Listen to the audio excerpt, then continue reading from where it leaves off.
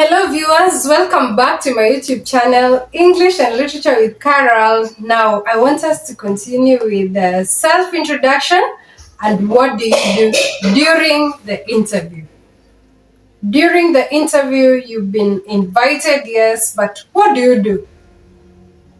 Do you start panicking? Do you start asking the interviewer, ask me the questions quickly, I want to move out? No. You have to create rapport with your interviewer. Be composed. Sit in an upright posture.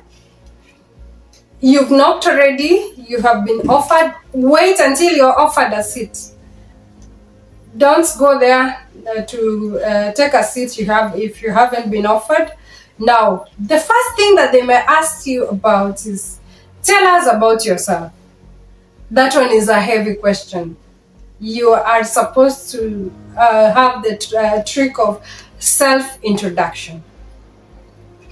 Self-introduction is very important, not only in an interview, but also if you are required to go out there and say something about yourself. So when someone asks you, or the interviewer asks you, tell us about yourself, what do? You say, for example, my name is I didn't say my names are, I said my name is Caroline, for example.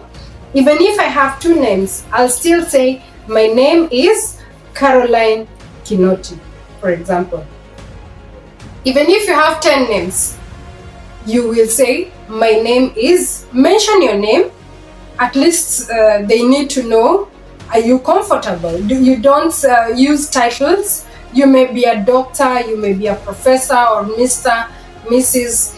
In this case, you can leave out those titles and just mention your name. Another thing that you must do is tell the people, you can even mention your age. I am a 50-year-old female, for example. Where do I come from? You can tell your interviewer, where do I come from? What is my age? What is my name? What is my work experience? If someone asks you, tell us about yourself. So you can consider that. That one is one of the tricks that you can use. Tell us about yourself, meaning you tell me your name, you tell me, you can tell me your age. If you can also overlook the age, because some people are a bit sensitive and it's already in your resume, so don't worry. They already see the information that you already gave them. Remember, we said that you have prepared your resume and now they can see it. Also, touch a little bit on your years of experience. I have 15 years teaching experience as a head of department, for example. That means that you have already given them an idea that you're a leader and you have already told them something about yourself. You can also include an hobby that you like. But before you do that, make sure that you observe during the interview. We have said, what do you do during that interview? Make sure that you observe your interviewer's body language. If they keep nodding and getting interested in your information, you can go on. I wouldn't expect a high school student that has just completed high school to give information of the same length with a professor that has been at work for the last 30 years.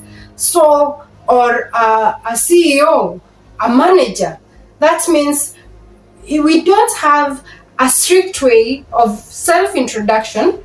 Neither do you tell people so much about yourself, like the tiny details. Don't overdo it, but still give them as much information as possible. Remember, during the self-introduction, this one is your selling point. If you find out that they are no longer interested in what you're telling them, you stop. You've already told them your age, your name, your qualifications. that should be good to go. But if they keep nodding and need more information, remember you had researched about this company. Tell them that you are maybe a team player, because you know they love teamwork. You have researched and you find out, I am a team player, I am a self-directed person that is able to work under minimum supervision. During my previous years working experience, I have learned maybe something that will be aligning to what the company wants. Remember, you're doing it in a tricky manner and in a smart way. You're telling them about yourself, yes, but you already know that this one is a need that they have in their company. So you also give them that. You also get that statement as a selling point of your self-introduction should be there. Still, during the interview, when you are facing the interviewer, listen carefully to the questions. If you do not have the answer to the questions, don't lie. Be as genuine as possible. You had research, but you've gotten asked a question that you never imagined would appear.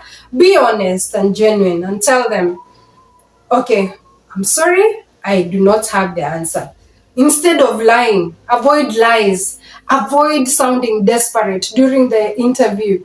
You don't try and tell them, there are hard economic times, I need this salary, I hate my previous job because my boss was a mean person. That will be slimming your chances of getting that job. Remember, they want an asset, not a problem to their company. So your selling point should be something reasonable. If they tell us about maybe a salary, quote for us a figure. Do not undervalue yourself. Do not be the first person to make an offer unless they press you to do that. Ask them, maybe what can you offer me, please?